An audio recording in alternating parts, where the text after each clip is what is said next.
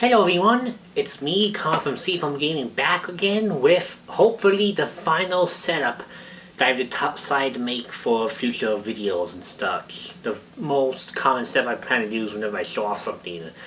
Same place as before actually, with all the unboxings, except instead of this table right here, it's from my bed, so you get to see my face and thumb things from like 2010 behind me, and some thing up behind. But it's still the same, because you can still see some of the plushes right here, including this big shower plush that I dug out of the closet lately. So yeah, that's some new changes to the filming routine, and I'm getting ready for Season 3 of Unscripted Memories to premiere. I'm making some little Dolby premiere. It's going to be a short episode, at least I'll aim for it to be short. But I think it's over a game I think you'll all like to hear me talk about, and I want to share my memories and impressions of it because it's a now unobtainable game. But yeah, before we go to do that, I actually have an Unscripted Memories that came to me out of the blue because I had an experience last Monday that reminded me of Christmas 2010. Well, not Christmas, my birthday 2010, which is in January, so it's not Christmas. It's after Christmas, but not Christmas. So what basically happened is that way long ago, I'd always get birthday and Christmas presents, and I still do, kind of, because Christmas is shortly before my birthday. You know, I get less on my birthday. They still get me something, and I still get some off and on. But back when I was little, of course I got more. And, you know, I wasn't little. I think I was like, 11 or 12. It was my 12th birthday. Yeah, it was my 12th birthday this happened. I had what I consider to be the worst birthday of my entire life. Well, that's not true, because my bad living conditions, all those were worst birthdays when I was with that situation, because I never got anything and it was always a miserable day that was no different than the others. I don't even think I celebrate my birthday sometimes. But since being relocated and all that stuff, I think the worst birthday hands down was the one I had for 2010. Because I mentioned this briefly. I don't know if I did it on Unscripted Memories, but I know I've done it on streams. I imported a copy of Pokemon Soul Silver. In fact, I'll go get it right now. I imported a copy of Pokemon Soul Silver way back in 2009, like immediately after the games came out. And DS piracy is rampant, so of course eBay is filled with pirates. But you know, I ordered from eBay and it has a Chinese mark on it. This is a legit Japanese copy. It's worked on all my systems, and I still have my save file. It's not really sealed that well, but I still have my save file, and I think my old Pokewalker is, still here. It's dead. But I still have a Japanese Pokewalker with a 2009 date on it. So what does this have to do with my episode subject, which you may find out when you read the title? Well, because I spent so much money on Pokemon Soul Silver in September 2009, and by spent money I mean asked my grandparents to let me spend the money I saved up and not buy anything else for West Leah, I wasn't able to buy the other game that I had in my mind for that Leah, and that was Bowser's Inside Story, a Mario and Luigi sequel to a game I really liked a lot, Superstar Saga. I got Partners in Time, like I think the Christmas 2008 or 2007, my DS Lite, and I thought it was okay. It didn't bore me, but I heard Partners in Time sequel, Bowser's Inside Story, was super awesome and like a must play for any RPG fan. I was like, oh crap, why I like this as much as Superstar Saga, maybe more. So I was planning to pre-order it and whatnot, but I cancelled it so I could have money to buy my Soul Silver import. And because of that, I never got to play Bowser's Inside Story. But I thought, well, my birthday's coming up soon. I'm sure I can at least ask for my birthday, since I don't have to get myself now, and I can still play it and have fun. Boy, was I wrong, because my birthday in 2010 was the worst I've ever had. And what was so awful about what I got? Well, for starters, I didn't get much at all, but that doesn't really matter, because quality over quantity is what I believe in. Thing is, none of the things I got were quality. Start off before I go to Bowser's Inside Story, because I kinda got it. I actually got this game, which I also asked for that birthday, because it just came out in the US. I don't know when it came out in Europe and everywhere else, but I think it came out before we did, and it felt like the wait was an eternity to get this game. And as a Mystery Dungeon fan, I thought a game where we play as Pokemon and talk to each other was almost just going to be as amazing as Mystery Dungeon. Just be more of an adventure game, not a dungeon crawl, but I thought this is going to be the best game ever. I may make an episode of this game another time, but short to the point, this game sucks hard. It was the first ever Pokemon game that felt like it insulted my, well, intelligence, because the OS is what I now associate with insulting the easy. This game's almost just as bad, if not more so, because I don't think you can technically lose anything. I was never able to lose any of the battles back then, and the game was like super easy. That just was like, I hate this game. I just hate this game. Plus, there was no multiplayer. There was a party game, since there's mini games. So yeah, I got this for my birthday, and well, one of the games I was most excited for was trash. So, oh well, what else did I get? Well, I got a game called Bowser's Inside Story, the game I wanted because I couldn't get in September. And this is not the copy I got on my birthday. I'll explain more about this copy later, but yeah, this is what the game should look like. It's a cartridge, DS, what that. When I played my DSi, I had a good time. My grandma didn't seem to know what to do. She got it off eBay, like I got Pokemon Soul Silver. I assume because she was like, oh, if that worked so well for him, it should work well for me. This was when DS piracy was rampant, as I said earlier. And while I got lucky, she didn't. She got a bootleg from China, because she ordered from China. And she told me it was $15 because DS games were $40 at the time. She was like, oh, I can save lots of money by getting this off eBay for $15. Well, needless to say, because she sheeped out, and because eBay's not a good place to buy games, and neither is China, I got a bootleg copy of the game, and I didn't know at first. All I know is that when I opened it, it smelled very funny. It looked off more than other DS games because the box was like abnormally shaped, and unlike being a normal DS box or being in a special box like this one, it was like this white box that I've never seen before. Apparently European DS boxes were kind of like that. And it was like really weird. And I remember when I opened it up, there was a manual in there, but no Club Nintendo slip. And I was really into Club Nintendo at the time because I wanted to get all the points and coins I could for that place. And for one thing, I was like, oh, no Club Nintendo slip, that sucks. But then I looked into it more and read the manual like I would with every game back then, because this was when manuals weren't worthless. And I noticed that the manual made no darn sense at all. It talked about the game being upcoming, it was already out, and it said, look to our previews, and it was like, what is going on? These pictures are low quality, the text is odd, this whole box smells awful.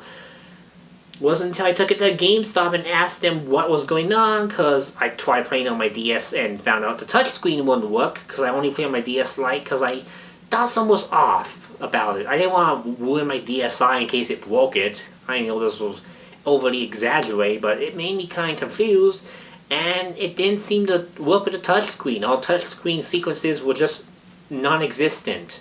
It wouldn't work. It's like the game wasn't programmed to use the touchscreen, even though if you play the game, it uses the touchscreen for some things.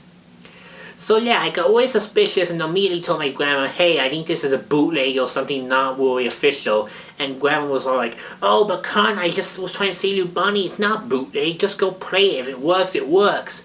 But she wouldn't believe me, and I got mad, and I didn't know how to convince her. Still feeling upset and miserable that I was playing this bootleg of a game when she should have gotten me the real copy. Or at least I felt like she should have tried hard to get me a real copy. I took it to GameStop and asked them to confirm if it was bootleg or not. And sure enough, they looked it up, saw if it was bootleg or not. And yeah, just from looking at the manual and smelling the box and looking at the card, and they showed me some tips, they confirmed that it was a bootleg copy of Bowser's Inside Story, and that if I put my DSi, it would not work at all because they have piracy blockers. And I didn't know that, because if I had known that, I would have probably tried my DSi and proved it my grandma right away by saying, hey, this game doesn't even work. But yeah, since it technically worked, she wanted me to keep it because GameStop wouldn't take it, and they just said I could only throw it away. So yeah, I didn't even bother playing the game again because it barely saved. My save file got erased immediately after I saved at the first save point. So I basically gave up, made grandma pretty mad because she had no idea what she even did. And since that and my other birthday present, which was this game, both sucked in my eyes, that was a bad birthday for me, and grandma didn't really like it much. I also got other things like a fairy ocarina from Ocarina of Time, but I think because it was a 4-hole one and not the Ocarina of Time shaped kind I asked for, because this was before Etsy was around. No one really made their own replica, so they're like, I only think that was an option. This was like a Nintendo Power promo or something that like it was super expensive. So she tried her best on that one. I can't blame her for that, but because I didn't know how to play the instrument, I didn't like that either. And I also got an Inuyasha soundtrack that was also bootlegged because it had something called Trigon on the spine. I had no clue what the heck Trigon is, and I still don't even know what that is. It said Trigon Donuts all over the spine, and it didn't even work on my CD player, so that also made me bummed. And I think she threw that out too. We messaged Seller on eBay and said, hey, this game doesn't work, it's not official. And Seller was like, oh no, all my games are official and officially tested. Of course, he was making stuff out of his butt because he's Chinese or a scammer or whatnot. So we reported him and his account was shut down days later and Grandma never got her money back. So yeah, she told me she'd buy me a new game to compensate. And for some stupid reason as a kid, instead of buying a legit copy of Bowser's Inside Story from GameStop, I thought it would be a good idea to play a Sonic Classic Collection for the DS. You know, I had Mega Collection. And the emulations of Classic Collection were awful. I still kick myself for that decision, especially since I got so emotional about the game getting a one-day delay back in the day, that I remember going downstairs and telling my grandparents if the store didn't get those copies in on the release day, I just hit myself, and I was doing like this, and being really out of control for some cruddy 2D Sonic games.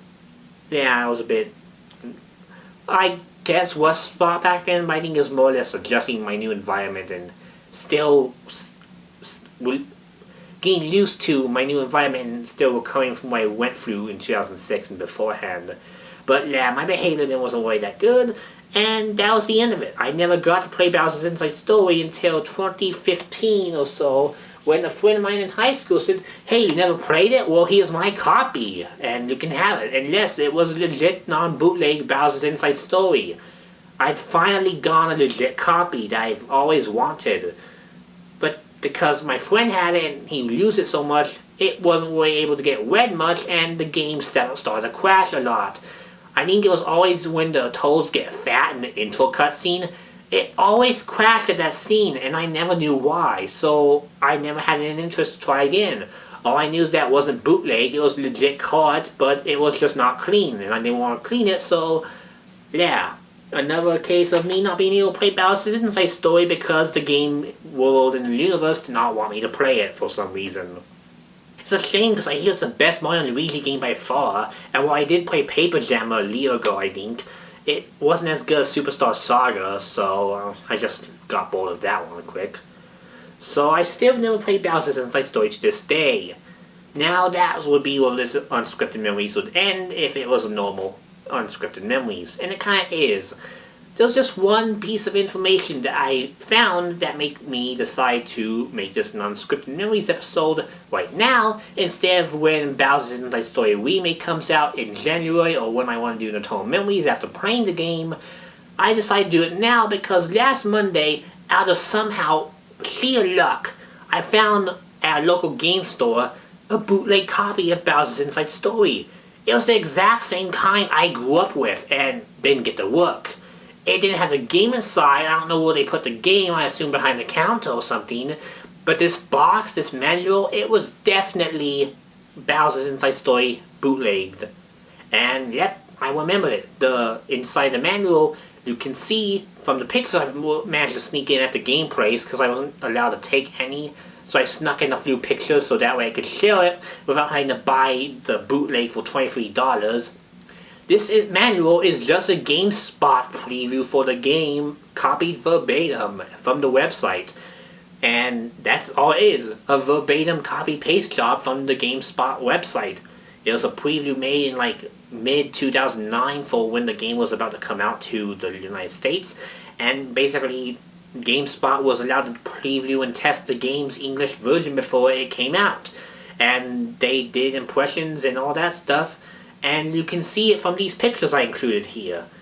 But the funny part is, because they copied and pasted all the text from the preview, but didn't even bother to like actually write down what the controls did or make it an actual manual. In fact, the back of it is blank as far as I can tell. The bootleg manual looks like this and says, this is what the blow-ups look like. And it's just a picture of Luigi. I think that's hilarious because it makes Luigi look, well, like he's bad, but no, it's just out of context pick of Luigi, because bootleggers have no originality. But yes, I definitely recognize this manual for sure, and I didn't buy it, I took pictures of it and I showed you them just now. So that's where the Bowser's Inside Story bootleg ended up.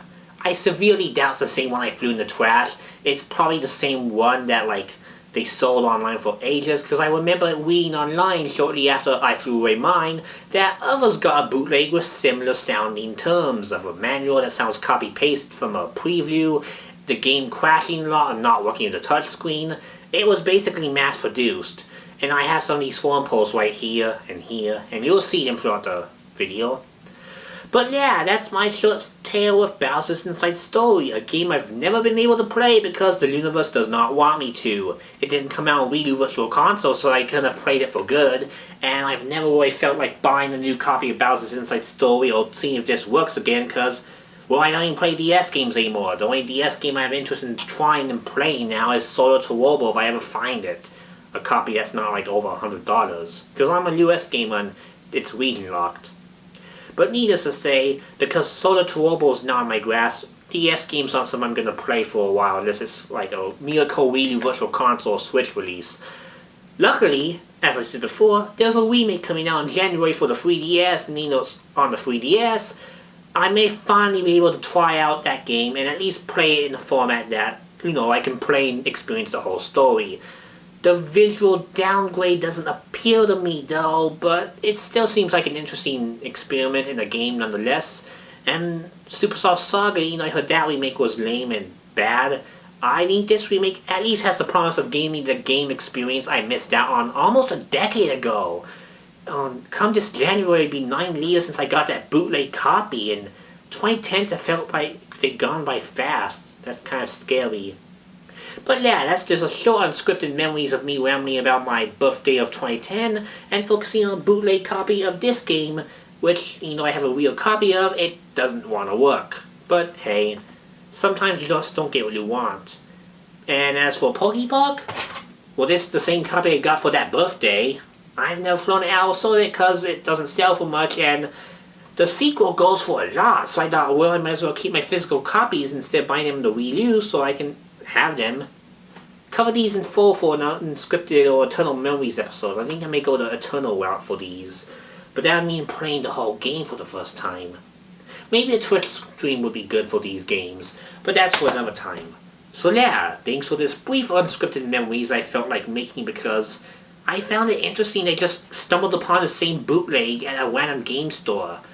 And yeah, I told the game employees that, hey, this bootleg is here, you sure you don't want to not sell it? And they said, well, our game should be fine, it's just, I don't know why that box is there, but if you buy it, it doesn't work, we'll, take it back. And I just was like, no, I'm not going to deal with it, someone will find out on their own. But yeah, that's all for this episode, and bye!